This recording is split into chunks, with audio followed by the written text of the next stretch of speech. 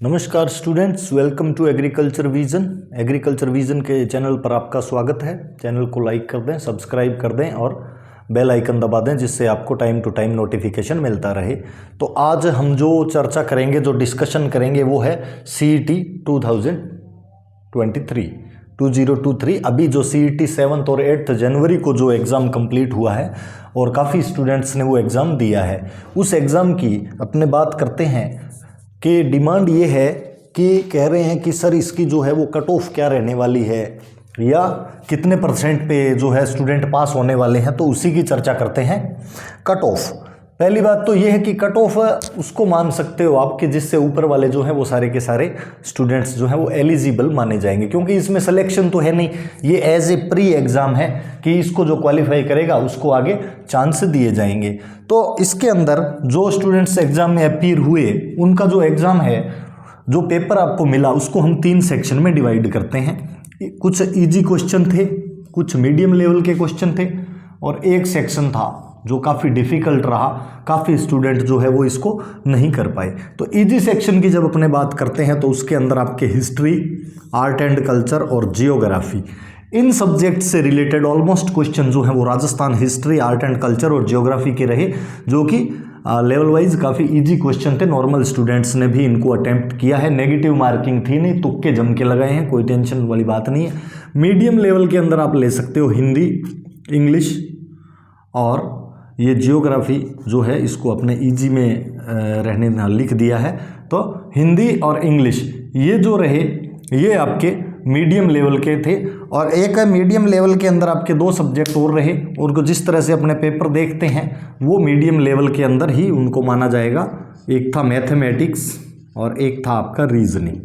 ये दोनों वैसे एक ही ब्रांच है, मैथमेटिक्स और रीजनिंग, पर इनको आप जो है वो मीडियम लेवल के अंदर मान के अपने चल सकते हैं कि ये मीडियम लेवल के क्वेश्चंस जो हैं वो आए थे मैथ्स और रीजनिंग से। कुछ क्वेश्चन हार्ड थे, कुछ इजी थे, ऐसे थे उनको कोई भी कर सकता है, आइडिया से हो रहे थे। तीसरा जो है वो रहा डिफिकल्ट क्वेश्चंस। इकोनॉमिक सेक्शन बड़ा खतरनाक था। करंट बहुत अच्छे लेवल का करंट आया था। पॉलिटी के क्वेश्चन भी कोई 1-2 नॉर्मल क्वेश्चन थे, बाकी खतरनाक क्वेश्चन थे। और कंप्यूटर और साइंस तो इतनी टिपिकल थी कि जो साइंस और कंप्यूटर सेक्टर का बच्चा है वही उसको कर पा रहा था। कंप्यूटर में एक भी क्वेश्चन ऐसा नहीं था जिसको नॉर्मल जो आदमी है वो कर सके, और ना ही साइंस में कोई ऐसा क्वेश्चन था कि जिसको अपने नॉर्मल लाइफ से रिलेटेड कोई क्वेश्चन आया हो। ये सारे के सारे टिपिकल सब्जेक्ट रहे। तो इस तरह से जो अपने पेपर का लेवल देखते हैं कि जिस तरह का पेपर का लेवल था, ऐसा मान के चल रहे हैं अपने।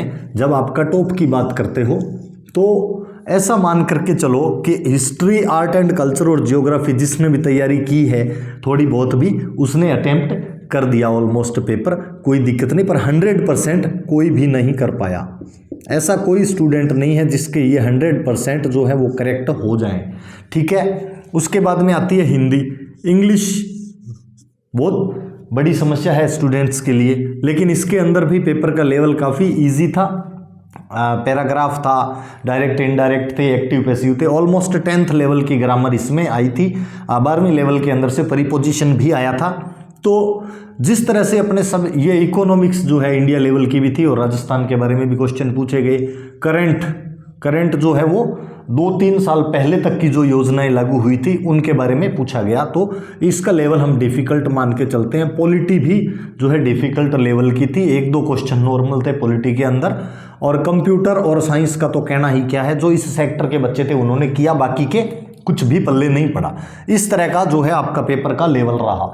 अब बात करते हैं कट ऑफ की। तो देखिए जिस तरीके के ये पेपर आए हैं, तो हमारा ये मानना है कि जिसने भी 75% यानी आउट ऑफ टोटल कितना रहा, क्वेश्चन थे आपके 150, मार्क्स थे 300, नेगेटिव मार्किंग थी नहीं। तो हम ये मान के चलते हैं कि जिसके भी 75 क्वेश्चंस ओवरऑल जिसके एकदम एक्यूरेट हुए हैं,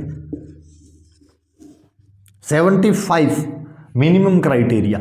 अब कई कह रहे सर कट ऑफ का क्या सीन रहेगा, 15% करेंगे। देखो 15% नहीं कर सकते, 15% अगर करेंगे तो उसमें प्रोटेस्ट होता है, ऑब्जेक्शन लगेगा, क्योंकि 15% अगर करते हैं तो ये मानो कि बार बार हर एग्जाम में एक ही आदमी अपीयर करेगा। इसलिए जहां तक 99% चांस तो यही है कि इसके अंदर एक एलिजिबिलिटी क्राइटेरिया ही रखा जाएगा कि इससे ऊपर वाले जो हैं वो आगे कॉम्पिटिशन्स में अपीयर करने के लिए एलिजिबल रहेंगे, योग्य रहेंगे। तो वो जो एलिजिबिलिटी क्राइटेरिया है उसकी उम्मीद ये है कि जनरल इस तरीके से अपने होता है SC ST, और एक आ जाता है अपना EWS इकोनॉमिक वीक सेक्शन। इसका और OBC का जो है वो ऑलमोस्ट अपने बराबर रहता है, इसका कई बार OBC से कम ही रहता है, ऊपर नहीं जाएगा।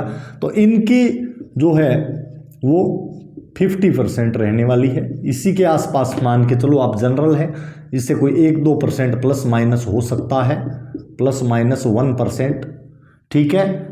SC ST को मान के चलो अगर इनको 50 पे एलिजिबिलिटी देंगे तो इनको 45 पे एलिजिबिलिटी मिलने वाली है, और ST का मानो तो इनसे आप 2 या 3% और कम मान सकते हो, मे बी 40%। ये जो है आपका एलिजिबिलिटी क्राइटेरिया रहने वाला है। इसके ऊपर अगर आपके मार्क्स जा रहे हैं, 50% से ऊपर अगर आप स्कोर कर रहे हैं, ऐसा हमारा मानना है कि अगर आपके मार्क्स जो हैं वो 50% से ऊपर जा रहे हैं तो आप आगे एलिजिबल रहेंगे, इससे ज़्यादा एलिजिबिलिटी नहीं रहने वाली।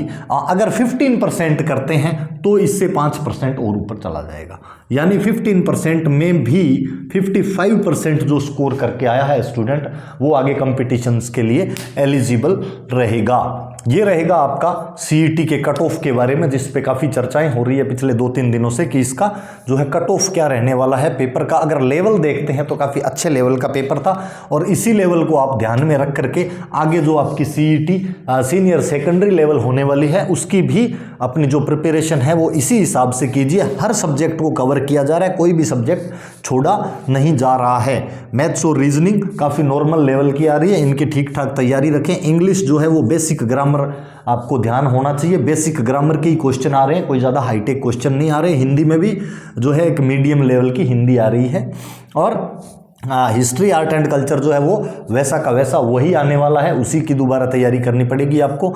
हाँ, ये जो है इकोनॉमिक्स करंट, इसको ढंग से पढ़ना पड़ेगा भाई साहब, इस पे क्वेश्चन बहुत आ रहे हैं। पॉलिटी को अच्छे से आपने पढ़ना पड़ेगा, इस तरह के मतलब हाई लेवल के क्वेश्चन है जो पॉलिटी, कंप्यूटर और साइंस, इनके ऊपर ज़्यादा ध्यान देने की ज़रूरत नहीं है, क्योंकि lot of wastage of time है ये आपका।